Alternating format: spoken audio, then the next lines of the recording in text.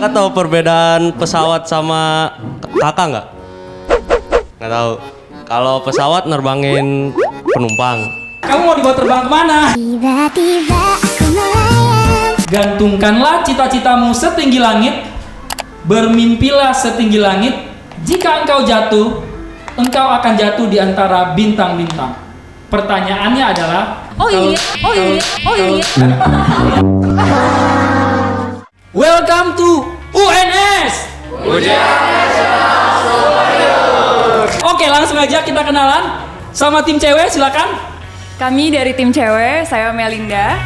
Emang bisa pilotnya terbang, cewek ini terbang, emang bisa dia ngelendingin pesawat dengan sama yang dilakuin sama laki-laki selama ini? Kami dari tim cowok, saya Hendra.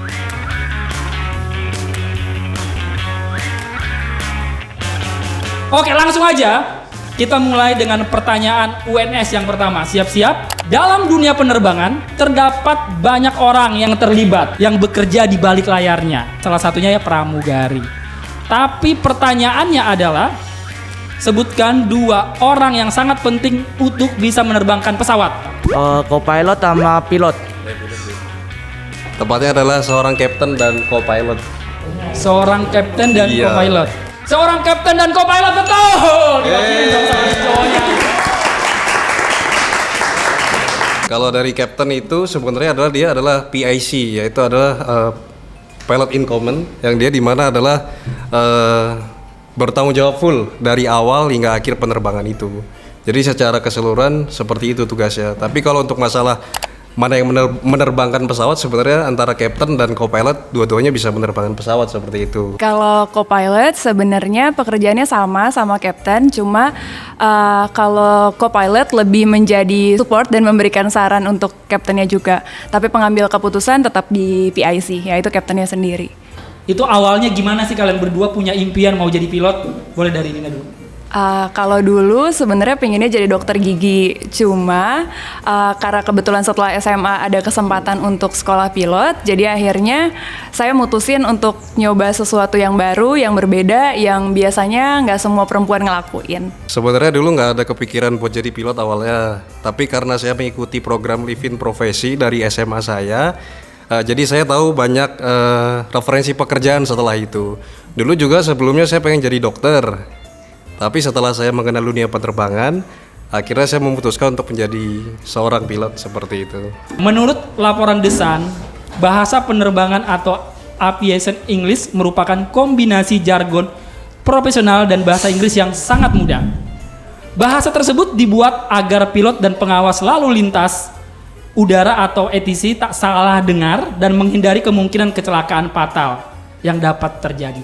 Pertanyaannya adalah, buat tim cewek sama tim cowok, apa singkatan dari ATC? Melinda mau jawab nggak? Oh, Linda aja, Mbak Linda dulu ya. Kita kasih Linda yang ngalah. Oke, Sekali-sekali ya. ATC disebut juga Air Traffic Controller. betul, tim cewek guys.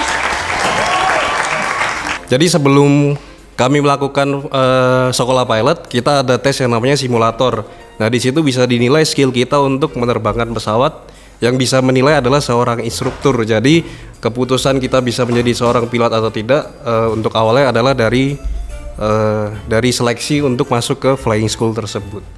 Kita akan ngasih kesempatan sama tim cewek untuk ngajuin pertanyaan ke tim cowok. FA adalah singkatan dari Flight Attendant atau biasa kita sebut sebagai pramugari. Nah, kalau singkatan pilot, apa sih, Kak? Singkatan pilot? Iya.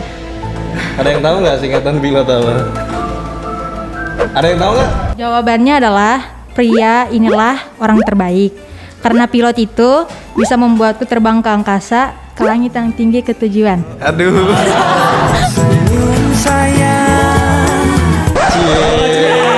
Tanya dong, Ra, kamu mau dibawa terbang kemana? Tiba-tiba aku melayang. Menembuslah kesana. Kakak tahu perbedaan pesawat sama kakak nggak? Nggak tahu. Kalau pesawat nerbangin penumpang, kalau kakak nerbangin hati aku.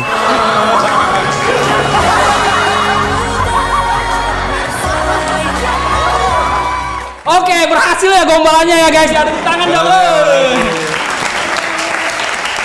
Pertanyaan berikutnya, sebutkan 3 awan bahaya bagi penerbangan yang bisa bikin pesawat jatuh. Yang pertama mungkin cumulonimbus. Kedua mungkin nggak ini kali Kak, maksudnya nggak membahayakan penerbangan tapi juga bagian dari jenis awan, yaitu altocumulus atau cirrus. Kalau yang bahaya biasanya CB sih, kita pasti ngindarin awannya juga kok. Biasanya bentuk awan CB itu berlayer-layer, di dalamnya itu ada perubahan arah angin. Jadi biasanya kalau kita lewat di atasnya, kadang kalau jadi penumpang mungkin bisa ngerasa bawa ke atas atau kedorong ke bawah. Biasanya itu kita baru aja ngelewatin awan gitu. Kalau ketemu pasti kita ketemu ya. Cuman kalau kita di ketinggian tertentu kita bisa ngindarin. Yang susah menghindari itu ketika kita take off dan landing. Kita terbangnya adalah point to point. Jadi kalau misal kadang-kadang kalau naik pesawat take off sama landing kan berasa goyang. Nah itu sebenarnya bisa terjadi karena kita nabrak-nabrak awan tersebut gitu. Oke, dari pengalaman Linda ada nggak punya pengalaman ketika cuaca ekstrim atau mungkin bertemu dengan awan-awan tadi gitu? Boleh cerita, boleh bagiin? Ya, mungkin 2 minggu yang lalu deh aku baru balik dari Palu.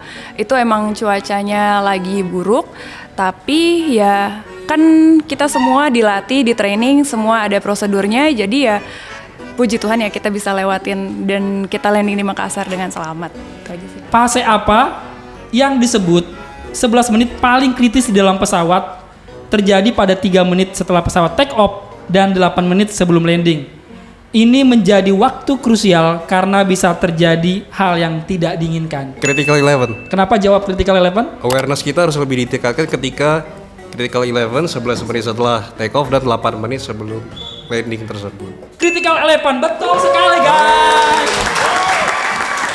Jadi waktu itu cuaca di Jakarta itu cerah. Terus kita punya penerbangan ke Medan. Kan biasanya sebelum kita berangkat itu selalu ada briefing untuk cuaca, fuel, rute perjalanan kita kayak gitu. Terus kemudian pas 30 menit sebelum kita mulai desain ke Kuala Namu, ternyata Kuala Namunya tutup.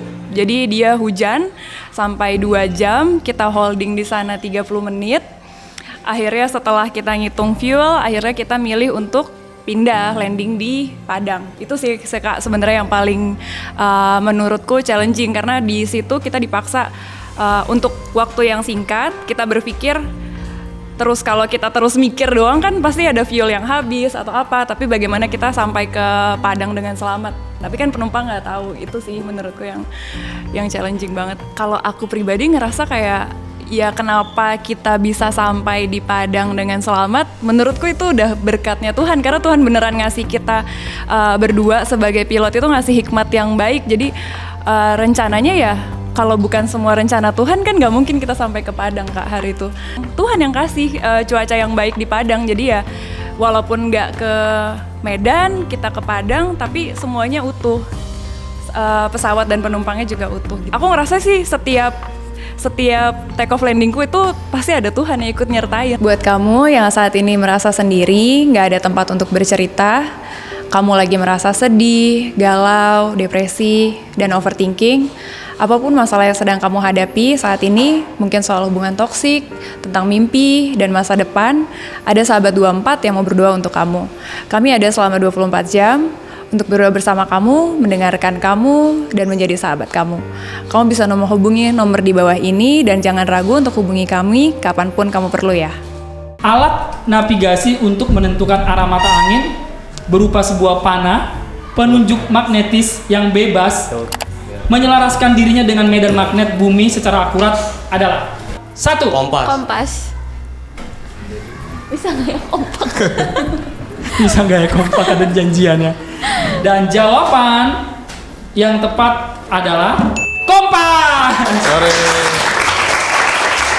Presiden Insinyur Soekarno pernah memberikan pesan ke anak-anak muda atau ke seluruh rakyat Indonesia. Gantungkanlah cita-citamu setinggi langit, bermimpilah setinggi langit. Jika engkau jatuh, engkau akan jatuh di antara bintang-bintang. Pertanyaannya adalah, apa makna dari kata-kata Insinyur Soekarno tersebut?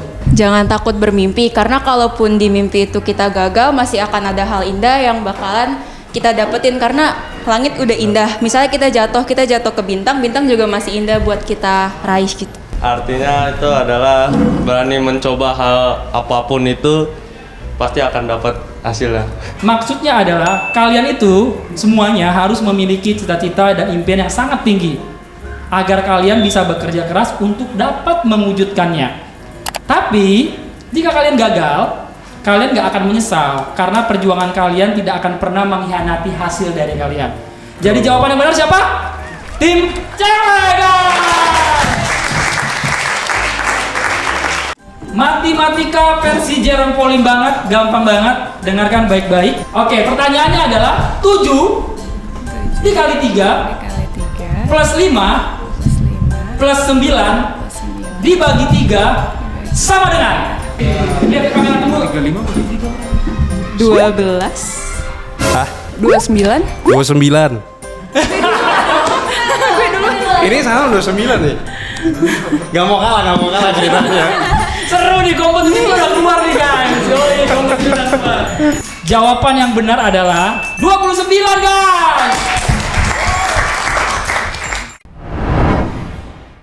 Buat kamu yang saat ini merasa sendiri, nggak ada tempat untuk bercerita, kamu lagi merasa sedih, galau, depresi, dan overthinking, apapun masalah yang sedang kamu hadapi saat ini, mungkin soal hubungan toksik, tentang mimpi, dan masa depan, ada sahabat 24 yang mau berdoa untuk kamu. Kami ada selama 24 jam, untuk berdoa bersama kamu, mendengarkan kamu, dan menjadi sahabat kamu. Kamu bisa hubungi nomor di bawah ini, dan jangan ragu untuk hubungi kami kapanpun kamu perlu ya.